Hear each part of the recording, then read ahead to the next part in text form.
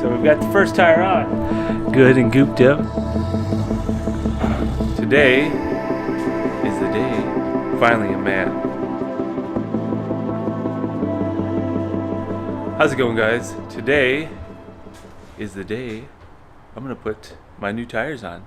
Finally got some 29-inch Alaskan Bushwheels. Finally a man. But gonna get Derek on over to the hangar and we're gonna throw those things on. Hopefully go for a test ride if the winds don't pick up. And I am not a certified AMP. I have worked on motorcycles, cars, and now planes, but still not certified, so everything take it with a grain of salt. But I'm gonna try to guide you guys through it. Of course, I'll have Derek, who is a certified AMP, and he'll be helping me. I can't imagine it's too hard to change a tire.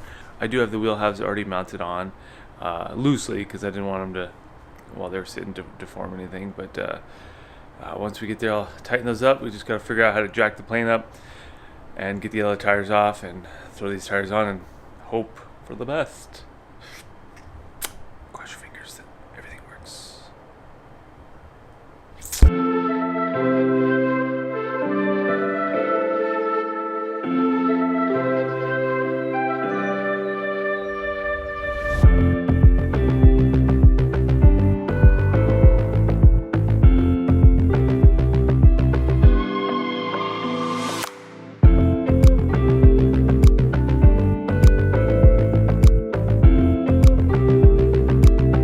Now if you take these two off, you're going to be able to take that pad off. That's how you replace your brakes. If you had to replace this one, then you'd have to slide everything off, replace that one, put it back on, put that pad on, put these two bolts back in. All right, so what we're going to do is just take the pad off itself and then we can put this bolt back in. That way they stay together with that mount. Oh, actually that won't even matter because these two bolts are going to be holding it on. Yeah, so let's take these two off here and here. The outside pad will come off, and then we can undo the nut and then just slide the wheel and disc assembly off. So it's Take it nice. finger loose now. We don't want to go any more than that. Don't want to go any more than that. So you've got to take off the axle nut or finger loose it. Focus. And since we're gonna have kind of like a sketchy jack situation going on, it's probably better that we're not twerking on it while it's in the air. What'd you do? Oh shit. Oh no. Now we're gonna need to really repack them. Oh, What happened? that was broken to begin with. The seal's broken. So we jacked it up with this scissor jack. It's a little, we got the one tire off. It's a little, don't look at the jacking situation. Putting the hub and the wheel on the first bush wheel. And I gotta go find some dust covers because the bearing dust cover is kind of screwed up. Be right back.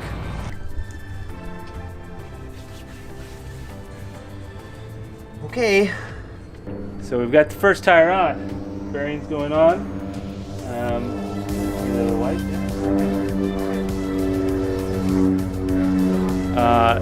It's been trial and error. Helps if you have the right tools. But we found this bottle jack. Don't look at where it's jacking from, but we've got our little transmission jack. It's not the best, but we're making it work. We had the first bush wheel on. There's a little bit of trial and error, and I've learned, YouTube does not have a lot of videos on how to do this. So on this second one, we're going to try to run you through it. So if you're looking at putting a bush wheel on, of course it's going to be dependent on the type of aircraft, but I think the process is pretty similar. We're going to try to go step by step on that one. Now that we've worked out the kinks. It looks pretty awesome, I'm not going to lie. There's your size difference. What we had to do was take off the brake pads to be able to get to some of these, or to be able to take the hub off. So that's what I'm going to be putting back on here. Derek went to go sell some pots and pans. Stuff must be going rough in the kitchen for him. He didn't hear me.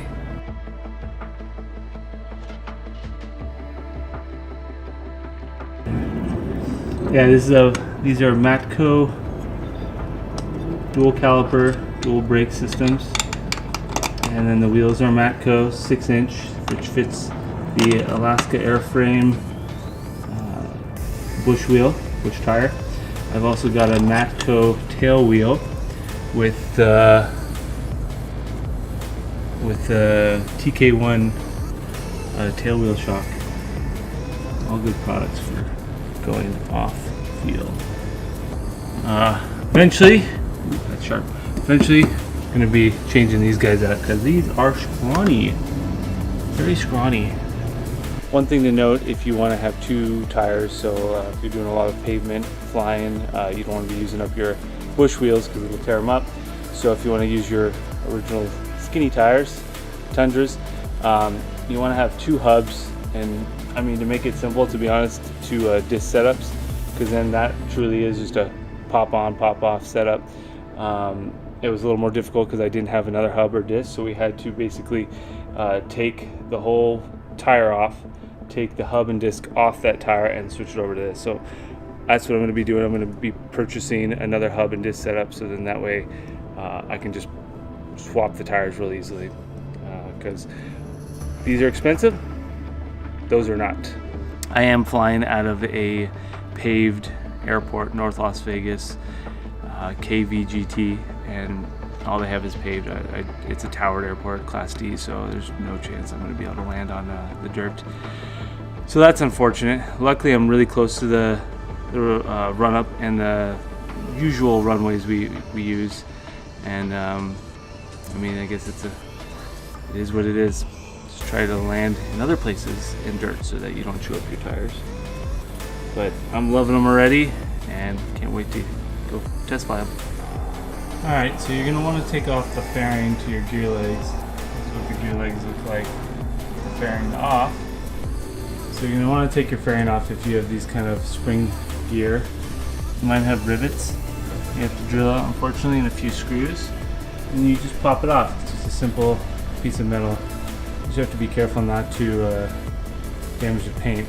So I took off the inner brake pads by just taking these two bolts out on each side of the caliper. You can see that over here. I want to keep them in the same orientation that they go back on. So what we did was we took the hub, which is this thing, off, which holds the bearings, and the axle goes through. Took it off the other wheel, and you put it through the rim once you've torqued these other bolts. And then it comes through on this side, and you just put your nuts on there and torque them. You want to torque them to 100 inch-pounds, not foot-pounds. And so the inner bearings are still on there. You don't really need to take those out unless they somehow come out with the wheel. Then we have the other bearings. It's a good time to check them, make sure they're all good and gooped up. Good and gooped up. Make sure you don't get any dirt or rocks in there, little debris. That'll be a bad day. And then this is the disc brake rotor with those 3 bolts. What we've been doing is put a little Loctite on these because there's no nuts. They just screw right into the hub.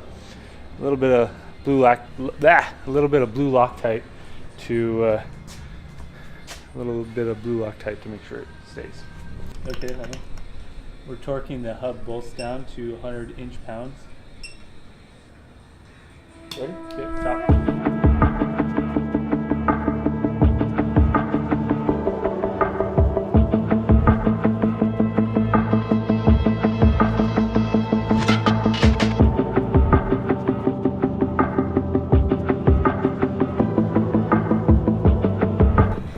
Derek's taking a little bit of extra grease and just getting it around the bearings.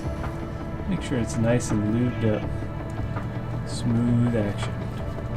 You don't want to forget to put a little bit of lube on the races, which are the smooth areas pointing out by Vanna White there.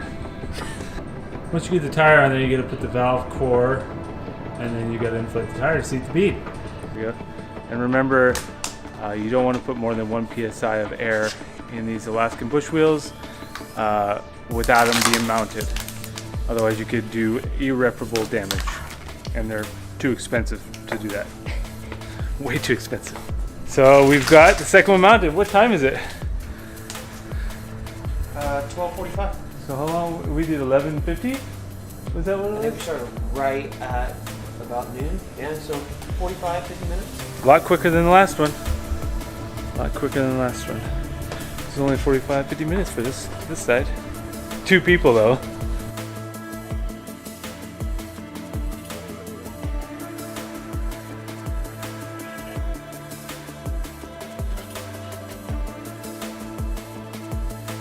We're about to do a taxi check. There she is.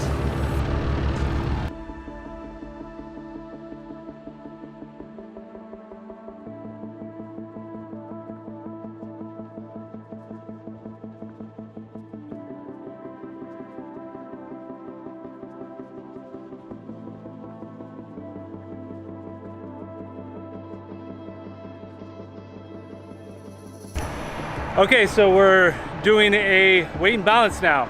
Before you fly, you have to do a weight and balance if you do any major modifications. So that requires draining all the fuel, taking all the stuff that's not permanent out of it, and then weighing each wheel. We're thinking it's gonna move the CG forward because I have an aft CG and we're putting the bigger tires in the front, which are heavier than the original tires, which is good because I have a aft CG right now, and usually when I put a passenger in, I'm like right on the edge of that. And so what we're using are just postal shipping scales. Got 3 of them. One over there, and one for the tail wheel once we push it back there. I verified that they are accurate by weighing some other things that I know the exact weight of, and that's how you do it.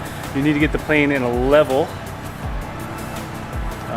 attitude, and for this plane you level it at the, I think they call it the longeron, basically the door frame, the lower part of the door frame. And once you get it level, that's when you can take the readings from the scales, and then you add it up, and that's your actual weight, and then you do some calculations to get your actual CG empty. So the original weight was 727.5 pounds. The original CG was 48.33 empty. So, what is your guess? I'm gonna say It's who's closest without going over. Price is Right rules. okay. 727, which brings it back down to 723. No, 22. But then we just added 20 pounds with the wheels. 20? No, they're 28 each. So Oh, and those were only 11? 11 each, yeah. I think. Don't quote me on that, but yeah. Okay, so 34. I'm gonna say we're at 755. It's close to what I was going to say. 755 with a CG of, what was it prior?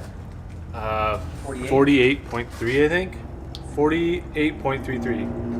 And I'm gonna say the CG moves to 47 inches. No, I'm gonna say 45 inches. 45 inches on the CG, and how much? 755 on the weight? 755. On the weight. Mm-hmm. I was going to say 757 on the weight, and the CG of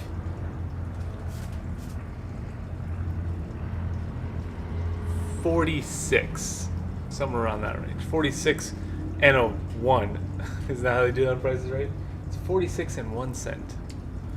46 and 1 cent. All right, see who takes home the millions. All right, so we got the plane up on the scales. You gotta have scale there, and then we put one on the tail. Where's the tail? Where's the tail? There's the tail. Mr. Muscleman over here raised that thing up, put it on there. It's only 80 pounds. Yeah, you can check it out. So we've got 339.8 on the left. This is all good. Also good documentation for if I ever need to go back. Yeah, for sure. And 349.8 on the right. And this is how we got it set up down here. Yeah, I mean, yeah, 62.6. 62.6. 751.6. Ooh! What did you have? You went. I went over though. Or you I went said over. 7. What is it? 751.6. Ah, we're both over. I was way off. I said 755. Shit. You said 757. 751.6 total weight. Equals Okay. 49.6. Wait. So it went more aft? Or wait. Because it was originally 48.33. Does it get... Yeah, it went more aft? How is that? Well, this is no good. This is no good at all. This is no good. We've learned some things today. You put big tires on the front of a plane does not take away aft CG. Well, you gotta tell them why. Well, Hey, here's the problem. so our thoughts are, what we're assuming is because it's still beyond the datum. It's still After the day. it's still after the datum. It's a tandem plane, which is probably inherently already aft CG, just because of sitting behind each other. It's a long tail plane. They make shorter planes, like the Kit Foxes are short, and actually Rands makes a short tail, and that would help with that CG. So any amount of little CG or weight, I should say, any amount of weight that you put near the tail, or for this matter, anywhere behind the engine, you will get an aft CG. And I think that's probably a lot of the issue too, is the engine weighs very little.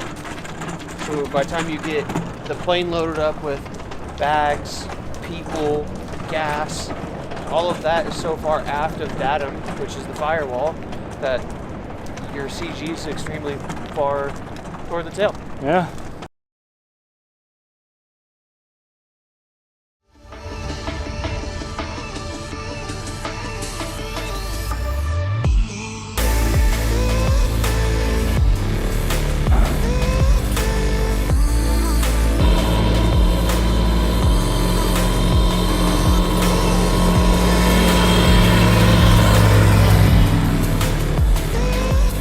That was a short takeoff.